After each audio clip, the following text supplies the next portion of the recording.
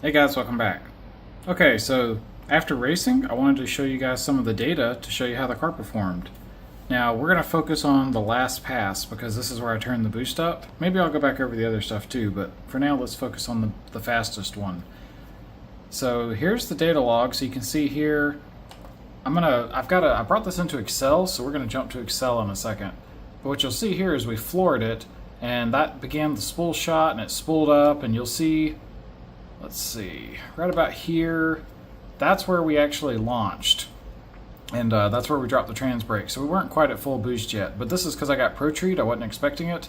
And the other guy had taken off, and I was watching him drive away, so I gave it some time to spool. We didn't get all the way, and I just let it go because it was time to go. So anyway, there's the pass. Let me jump to Excel, and we're going to break this down. Okay, so we're going to jump to some graphs in a second, but I want to explain what we did. So what I did was, here's the actual data log. This has like a ton of data points. So what I did was I only pulled the data from the time that we dropped the trans brake until we let off the throttle. So this is roughly 6.5 seconds of data, which makes sense. That's our pass. Now let's look at each individual one in more detail. Okay, so the first one we're going to look at, this is boost. So your y-axis over here, this is our boost pressure, and this is time. So this is like how many samples. So we're sampling 20 times a second. So this is like 1 second, 2, 3, 4, 5, 6.5. Yeah, this is basically the pass, 6.5 seconds roughly. Yeah, because the data starts right there apparently. So anyway, here's our boost, and you'll see it graphed, and I've got a min, max, and average, which I did for all the graphs we're going to look at. So you can see here the boost went up and down, but we averaged 21 pounds of boost. And what you'll notice is this is first gear. So first gear we were kind of like down here. We got up to 19, got up to 20. And then we kind of went between 20 and 21. And when I shifted, it kind of like spiked and went down and kind of settled around 21, but then it actually came up higher. And we were still dipping. You can see we're hitting 21 and below. It's kind of moving around. I don't know why it's wiggling like that. But anyway, we had a peak of 22.2 and a minimum of 18.7.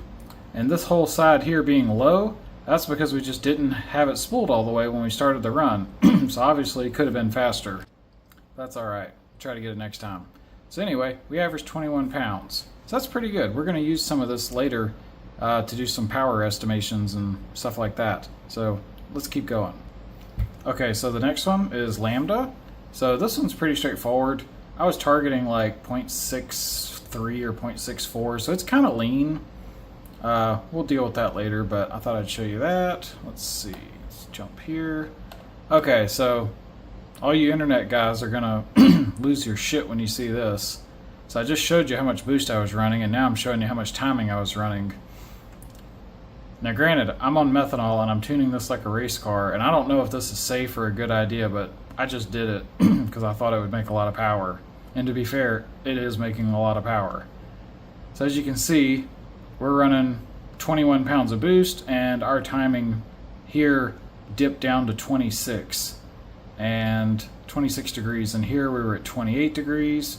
So that's basically the full timing that you would run on like a BP, you know, like naturally aspirated, and I'm running that at 20 pounds of boost. So YOLO. Maybe next video I'll be showing you pistons hanging out the side of the motor. But anyway, that's what we're doing. We're right here it dropped to almost 27 degrees, 26.7, and then quickly starts, no, that's about it. Yeah, and it just ramps its way up. There's something weird going on here. We don't know yet what's causing that. It might be the rev limiter. We also had a misfire, so like this was commanded, obviously. I don't know, that's probably a rev limiter I ran into. And then I believe we had a misfire as well. And yeah, you can see here we're at 28.5 degrees, so yeah, full send for sure. But yeah, our average timing throughout the run was 27.2 degrees. So, yep, that's pretty spicy. Here's the lambda error. We talked about that. So the actual average was 0. I guess, you know, it kind of went up and down. We don't even have EGO turned on, so that's interesting. But that's not too bad. All right, let's look at RPM. So this will kind of, this one, I think there might be one more graph. This one's interesting. So this kind of shows you how much room for improvement there is. Now, granted, this was a good pass. This is the fastest the car's ever been by a lot, but it actually wasn't that great of a pass. So you'll see here we launched. the RPMs kind of dropped. We never got to full boost. Our RPMs were low. Looks like we had some wheel spin or something, because the RPMs are kind of going up and down and up and down and up and down. Here it finally seems to have made up its mind, and we revved all the way to like 7,579 RPMs. So this is not redline, obviously, and we shifted way too early. So basically, whoops, that's a screw up. I gotta get a shift light in the car. So we screwed that up, and we dropped way out of the power band down here to like 6,200 RPM, 6,300. Yeah, that sucks. And we pulled through, and you can see some wiggles. I don't know what that's about. And here's some spikes and more wiggles, and there's some kind of misfire. It was pretty obvious in the car something was wrong. I think it might be spark plug gap. I pulled my spark plugs, and they were actually at 30 thousandths, which, considering the cylinder pressures and stuff, that's probably too much. So I backed them off to 20. We're going to see at the track if this problem goes away, making that change. But check this out. So here we are drag racing. My average RPM the average should probably be like 7,000, 7,500. We are way off. Obviously the minimum, the max is too low, the min's too low, the average is too low. This just wasn't really what we want. What we really want is we want to launch the car. We want to be at like, say, 6,500 or 7 grand, or say 6,500 for example, and very quickly, climb, go up here to like, say, 82, 8,300, and then when it drops, only drop to like, say, 7,700 or 7,600, and then pull back up to redline. And then the other thing you'll note is you'll see here, this is first gear, we shifted into second, we ran second up. Now we were going 111.75 miles an hour, so damn near 112 miles an hour, and we were still in second gear. And as you can see, if we had fixed our rev limiter and went all the way to, say, 8,300, we could go a little bit faster in second. So what does that tell you? Our rear end gear needs to be adjusted, because we're not even getting into third gear yet. So right now it's I think it's a 355. So if we swap that out to like a 411 or a 430 or whatever makes sense, then obviously we could get more torque to the wheels quicker and accelerate faster and actually use third gear, because it's in the trans and that weight is being carried. We might as well use it. So we got a gearing problem too. But you can see when you look at these RPM graphs, this is why I did it this way. Like if you go back to Tuner's, not this one, Megalog Viewer, it's a little bit harder to see. You see some wiggles, but you may not really think about it as much. When you look at it in detail, you can really see what's happening here. And I like to pull these things myself. The Megalog Viewer shows you this, but I think it only shows you that for like the whole log, not just for an individual section, to my knowledge. So anyway, a lot of room for improvement here. This, even though it was a good pass, this ain't all it's got. Here's another couple interesting ones. These are on fuel. So here's fuel flow. So you'll see this is cc's per minute. So we got pretty big injectors. So if you had like, anyway, this is cc's a minute. So you can see here our fuel kind of went up and went down, because this is where the RPM sagged and they went up. And we got up to like, 5,500 cc's roughly. Fell down and we pulled, and we actually got higher because we revved higher, and we barely touched 6,000. Yeah, there's our max at 6,000 cc's. So we averaged 5,040. What we're going to do in a little bit is we're going to do some math to see what our average power was during this run. Because if you know your fuel flow rate, you can pretty much figure out how much power you were making. So we're going to take a look at that too. But anyway, if we go to the last graph, this one's also important. So that's how much fuel we were flowing, and here's our duty cycle. As we can see at the top of the run, we actually hit 60% duty cycle. So we still got some left, but we don't have like a ton, so we potentially could run out of injector, which is hilarious considering these are 2,600 cc injectors. But we may have to get some bigger ones, or turn the fuel pressure up, or do dual injectors. I don't know. We'll see if this is an issue, but we are at 60%. So, if we had a limit of say 85%, well, we ain't got a lot of fuel left. But maybe we'll run them to 100. I don't know. Anyway, that's pretty interesting. The next part is we're gonna do some estimates for horsepower, and I'll tell you what I think the car has left in it. Alright, so let's go over some horsepower numbers. Now, we've made different passes on E85 and methanol, so what I do is I put these numbers, let me show you. So this is a website. It's Wallace Racing. They got all kinds of stuff on their website, and here's one for an eighth mile calculator. So basically you can plug in a couple different things and it'll calculate some other stuff. So you can type in like your weight, your horsepower right here, and it'll tell you, you know, different stuff like your ET, or anyway, you get all this different stuff. So let's go over some results of this. Okay, so our best pass on E85, we were running 13 to 14 pounds, let's call it 14, and we went 96 miles an hour, and the calculator shows that's about 306 horsepower, which kind of makes sense because even though that's fast, my Miata's really light. So that's the number. This is with driver and everything. I still the car's like 1916, but then I put about 25 pounds in it doing the compressed air system, and then I weigh basically 240, so need to lose some weight. But anyway, that's the total. So when we went to methanol, you can see here, same boost level, but we picked up pretty much, what, solid 5 miles an hour, actually a little over. So this is quite a lot. Now granted, it wasn't just, well, it was just fuel, but I threw a lot of timing at it, to put it mildly. So here you can see we picked up 55 horsepower, so that's an 18% bump in power. That's a lot.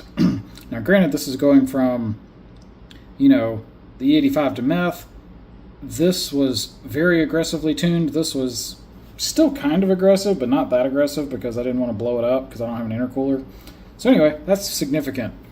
Then, when we went to the track a couple days ago, we're on methanol, but we raised the boost to 21. This was our last pass. So this was earlier in the night, this was later in the night. You can see here our mile an hour, and when I plug in the numbers in the calculator, it shows 474 horsepower. Now I think this is flywheel, I think so. But if you look here, just going from 14 pounds to 21 pounds, we picked up 113 horsepower. That's a 31% improvement. That's pretty impressive. That's a lot. So this turbo is not exactly dead yet. You know, it's still, those are good gains. So let's break this down and try to like do some estimates based on what the car is doing, figure out what it might do in the future. So when we went from 14 to 21 pounds, that was our horsepower. We basically went up 7 pounds of boost, picked up 113 horse. So we were gaining just over 16 horsepower per pound of boost. Now, to be fair, a turbo running in the 16 to 22 PSI range, that's like really good efficiency for a turbo. Actually, let me pull it up real quick. Okay, so this is the compressor map for my turbo. This is the EFR 7670. Don't know if it says that on the map. Let me double check. Okay, yeah, I double checked. So this is the right map. Now over here it's got pressure ratio. This is in bar, so I did the conversion to go from bar to PSI, and I drew these lines, and where you see this intersection, this is where we were operating the turbo when we made that pass. So you can see this is right in that peak efficiency island, and we're going to be doing this as we raise boost. Just to give you an idea, grab a different color. So if we're here, we're going to be doing something kind of like this. So basically as we start raising boost, you know, this is say 75%, 74, 72. So for a while things are looking good, but then you can see 70s and 60s and it just drops off and gets bad. So we're going to keep that in mind when we do the math. We're not going to assume that just because going, which I didn't do the math, but you know, just as I'm just going to make this up. Let's get rid of that for a second. Let's say that before we were in this region, right? And then we shot up to here when we raised our boost. Well, we're in a really efficient area, so we're not going to assume that. We're going to try to be realistic. Okay, so what we did is, since we were seeing 16 horsepower per PSI, let's assume as we go from 21 to 30 that we get 15 horsepower per PSI. So less, you know, because this is us going off that map. We're not off the map, but we're leaving that peak efficiency island. So we back this number off a little bit. So to calculate the horsepower, we just use this estimated number from up here, and we say that plus 15 horsepower per pound multiplied by how many pounds of boost we're going to raise. So since we're doing 30 and our other numbers at 21, you just do the difference of those. So it's 30 minus 21 is 9, multiplied by 15 is 135. Take this number and that number, that put us right at 600 horsepower. Now if I go to the Wallace Racing calculator and type in this number, it says we should be able to run a 562 at 121. Let's see. Yeah, so I don't have it written down, But when I did the Wallace Racing calculator for this number, it said that I should have been able to run like a 6.1 with this mile an hour, and I only ran like a 6.45. Now the reason is I'm not getting the best launch that's possible with the amount of power I'm making. Now to be fair, that's kind of common when you have a turbo car, because their calculators are kind of like based off of like just dead hooking with a NA motor. But anyway, turbo 4-cylinders can struggle getting out of the hole, and my car is right now. So I'm probably not going to be able to do this, but this number is probably close. Which that's really cool, 121 miles an hour. That'd be sweet. Okay, so then let's carry this a little further, because previous math of mine had suggested this turbo is probably good between 35 to 38 pounds. So let's run 36. So now let's assume that we get 12.5 horsepower per PSI up to 36 PSI of boost. This starts at 30. So basically we're going to carry this calculation, use it for the input for the next one, but we're only going to assume 12.5 horsepower per PSI. Now it may actually do better than this. It may. But I'm trying to be realistic. I don't want to get this way off. I'd rather overperform. So let's say 12.5 horsepower. So here's our same thing, calculation. We use the difference in boost, which is going from 30 to 36, using the new number, do some math, 684 horsepower. Again, this is flywheel, not wheel horsepower. But still, that's probably like, well, let's do an estimate. Let's say 15% drivetrain loss, 684 times 15% drivetrain loss. That's 580 at the wheels. And if it's not 15%, like let's say it's 684 times 13%. Yeah, so that's still almost 600 at the wheels. So that'd be in the 580 to 600 range. That, in theory, would put us at 540s at 126. Now again, being an independent rear suspension car, big turbo motor on a 4-cylinder, yeah, this is not really going to happen, but this will probably happen. So I might be able to run 560s, 570s, trapping 126, ish miles an hour. This is probably all that this turbo is ever going to do. The only exception might be is pushing this map, like basically pushing this thing harder than what the compressor map shows.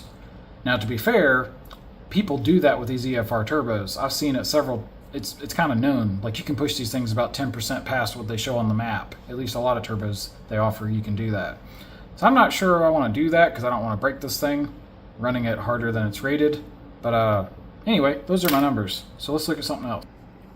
Okay, so this is a different calculations, but I just wanted to check some power numbers using some other equations that I'm familiar with.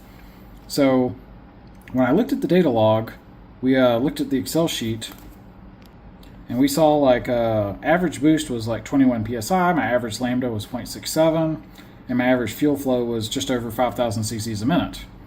So to convert that to liters, you just divide by 1,000, so it's 5 liters a minute of fuel. I looked it up for methanol, a kilogram, or whatever, 1 liter of fuel is this many kilograms, so which is this, kilograms per minute, and then I took that and converted it to pounds per minute. So it's like, okay, 8.7 pounds per minute of fuel.